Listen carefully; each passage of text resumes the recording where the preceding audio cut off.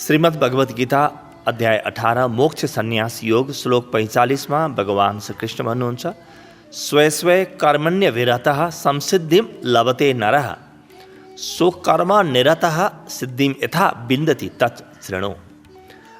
आफ्ना स्वाभाविक कर्महरूमा तत्परताका साथ लागेको मनुष्यले भगवत प्राप्ति गर्दछ, यानी सिद्ध हुन्छ। त्यो कसरी सिद्ध हुन्छ म तिमीलाई भन्दछु, अर्जुन सुन।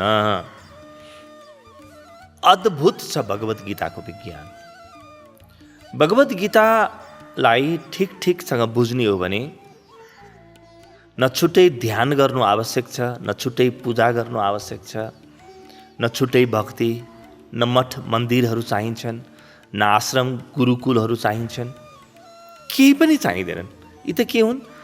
बिग्रेको समाजलाई ठाउँमा ल्याउनका लागि यी सुधारात्मक व्यवस्थाहरू हुन्। मन्दिर किन चाहिन्छ? त्यो व्यक्तिको जीवनमा यति धेरै दौडधुप भयो, यति धेरै बिग्रियो कि एकछिन शान्त बस्न सक्दैन। त शान्त बस्ने ठाउँ बनाइयो हामीले मन्दिर। आश्रमहरू किन बनाए? जहाँ बसेर हामी अध्ययन गर्न सकौँ, ध्यान गर्न सकौँ, मनन गर्न सकौँ, निधिध्यासन गर्न सकौँ, चिन्तनहरू चलाउन्। व्यक्तिको स्वाभाविक जीवनमै चिन्तन चल्यो, ध्यान चल्यो भने के अलगै ध्यान केन्द्र चाहिन्छ? आज मन्दिर मस्जिदहरूले गर्ने काम, गुरुकुल आश्रमहरूले गर्ने, पाठशालाहरूले गर्ने काम, ध्यान केन्द्रहरूले, आध्यात्मिक संस्थाहरूले गर्ने कामलाई दैनिक जीवनको अङ्ग बनाइयो भने यी जम्मै चाहिन्छन्? निश्चित रूपमा चाहिँदैन।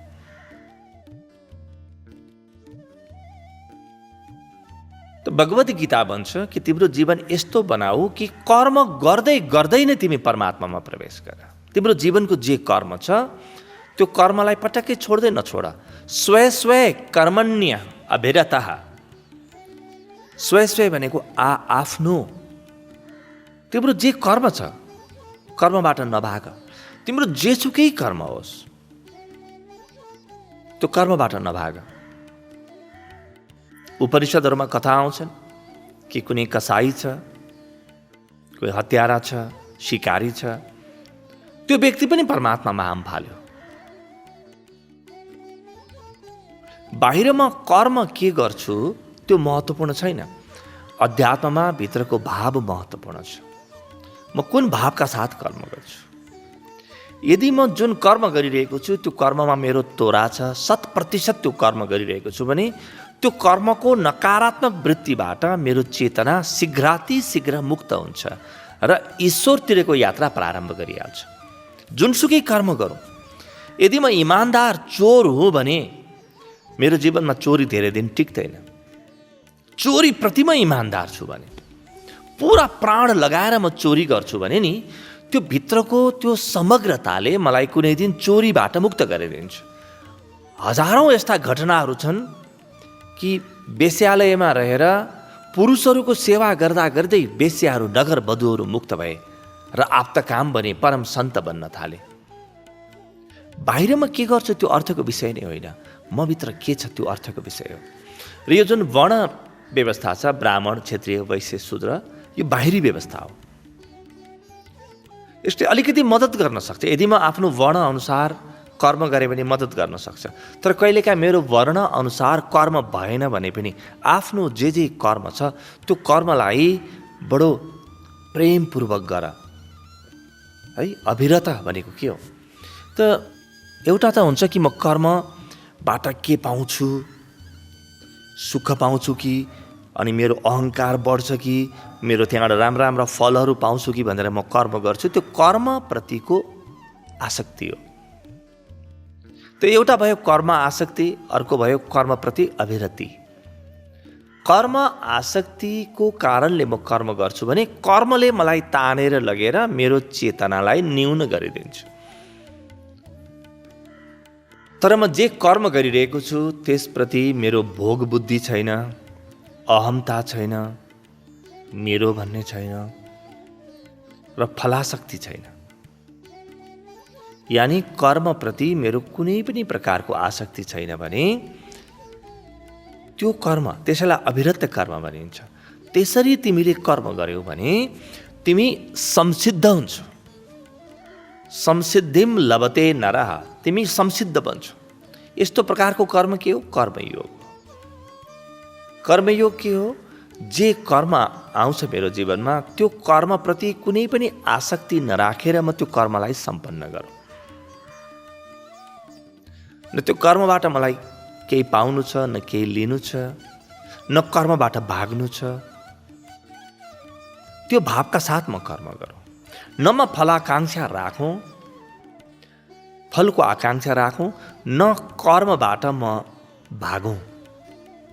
जस्तो कर्म आउँछ त्यो कर्मलाई मैले स्वाभाविक सरल रूपमा लिएर यो जीवन कर्मको एउटा प्रभाव भन्ने बुझेर आसक्त नभइकन म कर्म गरौँ, यो कर्मयोग हो। त स्वे कर्मण्य विरता, यो ब्रह्माण्डको सबैभन्दा शक्तिशाली शब्दावली हो। आफ्नो जस्तो जस्तो कर्म छ त्यही कर्म प्रेमपूर्वक गर्दा गर्दै, तत्परताका साथ गर्दा गर्दै संसिद्धिम लभते नरः, मनुष्यले संसिद्धि प्राप्त गर्छ। यानी ऊ आफूभित्रको साक्षीमा प्रतिष्ठित हुन्छ। त्यसरी कर्म गर्यो भने कर्मप्रतिको आसक्ति टुट्छ। हामी जन्मेका हौँ कर्मप्रतिको आसक्ति तोड्न, संसारप्रतिको आसक्ति तोड्न जन्मिएको हो। तर यो जीवनलाई हामी संसारप्रतिको आसक्ति बढाउने रूपमा लिन्छौँ। मेरो, म, मलाई होस्, आज नभए पनि भोलि होस्, थोरै थोरै भए पनि म जोडौँ। त म केन्द्रबिन्दुमा छु। जब म केन्द्रबिन्दुमा हुन्छु त्यहाँ कर्मयोग हुँदैन। र जब म कर्मयोगमा नभइकन अविरतिका साथ कर्म गर्छु, त्यस दिन मेरो जीवनमा संसिद्धि आउँछ। साङ्ख्यको त्यो परम अवस्थामा आउँछ। र भगवान् कृष्ण के भन्नुहुन्छ? स्वकर्म निरतः सिद्धिम यथा विन्दति तच्छृणु। यो कसरी आउँछ अर्जुन, म तिमीलाई बताउने छु, सुन। फेरि दोहोऱ्याउँ, अध्यात्मको विज्ञानले के भन्छ भने मेरो हातमा कस्तो कर्म छ महत्त्वपूर्ण छैन, मेरा खुट्टा कतातिर गइरहेका छन् महत्त्वपूर्ण छैन, मेरो मुखले के बोलिरहेको छु महत्त्वपूर्ण छैन। महत्त्वको विषय नै होइन, मेरो भित्र हृदयमा भाव के छ त्यो भाव मात्रै महत्त्वपूर्ण छ। त्यो भावले नै मलाई बनाउने हो। त सो कर्ममा, आफ्नो कर्ममा तत्परता साथ म लागेको छु भने नि आफ्नो अगाडि जे कर्म छ त्यो कर्ममा विचलित नभइकन, कुनै लोभ लालचमा नफसिकन म कर्ममा अगाडि बढेको छु भने मेरो चेतना मुक्त हुन थाल्छ। जड पदार्थबाट मेरो चेतना मुक्त हुन्छ।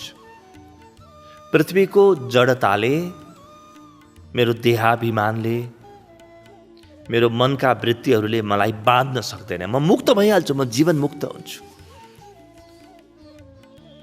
त्यसका लागि मैले के गर्ने? म जे गरिरहेको छु त्यही गर्ने। कर्ममा फेरबदल आवश्यक छैन, भित्र हृदयमा फेरबदल।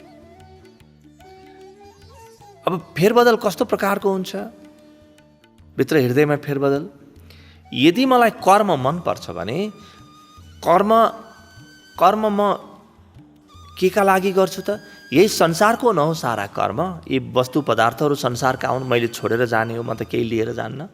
त यो कर्म वस्तु पदार्थलाई संसारको सेवामा लगाइदिएँ भने कर्मयोग हुन्छ। यदि म कर्म प्रधान व्यक्ति हुँ भने। यदि म ज्ञान प्रधान व्यक्ति हुँ, होइन, ज्ञान महत्त्वपूर्ण हो। संसारका कुनै पनि वस्तुहरू, संसारका कुनै पनि जड पदार्थहरूसँग मेरो सम्बन्ध हुनुहुन्न भन्ने मलाई लाग्छ भने यो संसारलाई या भएका वस्तुहरूलाई, जड पदार्थहरूलाई विकृतिको रूपमा देख्ने र आफूभित्रको क्षेत्रज्ञमा हाम फाल्ने गरेँ भने पनि म जडताबाट मुक्त हुन्छु, जीवन मुक्त हुन्छु। त तेस्रो प्रकारको व्यक्ति छ जसले यो संसारलाई परमात्माको रूप देख्दछ। यदि म यो संसारलाई परमात्माको रूप देख्दछु भने यी वस्तुहरू त्यही परमात्माको सेवामा लगाऊँ, म पूजा भावले प्रयोग गरौँ। त्यो एउटा सेवा भाव, अर्को ज्ञान भाव, अर्को पूजा भाव, यी तीनवटा भावमध्ये एउटा भावमा म प्रवेश गर्नुपर्छ। यो न संसारले मलाई दुःख दिन्छ, न संसारलाई मैले गाली गरेर बस्नुपर्छ, न म जीवनमा बन्धन अनुभव गर्छु। म सदा सदा मुक्त अनुभव गर्छु, म सदा सदा मुक्त रहन्छु। त मैले जीवनमा कस्तो कर्म गर्ने भन्दा पनि कुन भावका साथ कर्म गर्ने त्यो हेर्ने हो। मेरो कर्ममा आसक्ति छ कि छैन, मेरो कर्ममा फलाकांक्षा छ कि छैन, मलाई मात्रै होस् भन्ने भाव छ कि छैन, कि म सबैको लागि कर्म गर्छु र म यो कर्मद्वारा परमात्माको पूजा गरिरहेको छु भन्ने भावको साथ कर्म गर्छु कि गर्दैन। फेरि राम्रो राम्रो कर्म मात्रै म पूजा भावले गर्ने, नराम्रो कर्म चाहिँ ठिकै छ भइहाल्यो भनेर गर्ने होइन। यस्तो धुर्त्याइ गर्न पाइँदैन। एउटा बाटोमा लागेपछि पुरै जीवनलाई सतत त्यही बाटोमा लैजानुपर्छ। यदि म सेवा भावका साथ कर्म गर्छु भने मेरो निजी आकांक्षा त्यहाँ आउँदै आउँदैन, निरन्तर सेवा भावका साथ मैले कर्म गर्नुपर्छ। र यदि म ज्ञान मार्गी हूँ अथवा मभित्र वेदान्तको रस छ, मभित्र साङ्ख्यको रस छ, ज्ञानको रस छ भने म कर्मबाट, यो क्षेत्रबाट अलग गिने प्रकारको व्यवस्थाका साथ कर्म गरौँ। र यदि मेरो हृदयमा पूजा भाव छ, मेरा खुट्टाहरूमा नाच छ, जीवनमा आनन्द लाग्छ, परमात्माप्रति मेरो हृदयमा एउटा गहन भक्तिको धारा बग्छ भने सारा कर्मलाई, सारा संसारलाई उसैको सेवा ठानेर म कर्म गरौँ, उसैलाई पूजा गरौँ, उसैले दिएका सामग्री उसैलाई पूजा गरौँ। त यसरी यी तीनवटा भावमध्ये जुन भावमा पनि म जान सक्छु। पहिलो भाव के हो? कर्मयोग हो। दोस्रो भाव के हो? ज्ञान योग हो। तेस्रो भाव के हो? भक्ति योग हो। र मेरो ध्यानको गहिराईमा म कर्मयोगको माध्यमबाट सिद्ध हुने हुँ कि ज्ञान योगबाट सिद्ध हुने हुँ कि भक्ति योगबाट सिद्ध हुने हुँ कि त्यो म पत्ता लगाउँछु। त्यही भएर जीवन विज्ञानका कार्यक्रमहरू बडो अद्भुत प्रकारका छन्। जस्तो ऐश्वर्य विज्ञान भयो, व्यक्तित्व विज्ञान भयो, चक्र विज्ञान भयो। यी कार्यक्रममा व्यक्तिले आफ्नो वर्ण पत्ता लगाउँछ। त्यो वर्ण पत्ता लगाएपछि उसले गर्ने कामहरू कस्तो प्रगतिमुखी हुन्छन्, कति छिटो प्रगति गर्छ व्यक्तिले कर्ममा र ध्यानमा पनि प्रगति गर्छ। त्यसै गरी बोध विज्ञान, लय विज्ञान जस्ता कार्यक्रमहरूले व्यक्तिलाई त्यो परम पदमा प्रतिष्ठित गर्न मद्दत गर्छ। ध्यानको गहिराईमा प्रवेश गर्न, सिधै प्रवेश गर्न मद्दत गर्छ। र अहिले यी अनलाइनको माध्यमबाट हुने सुसंवाद, दिव्य संवाद जस्ता कार्यक्रमले संसारको जुनसुकै कुनामा म भए पनि, म घर परिवारबाट, आफ्नो मातृभूमिबाट टाढा भए पनि म ईश्वरबाट टाढा नभइकन जीवन बाँच्न सक्छु। यो नयाँ पाठ जीवनमा दिन्छ।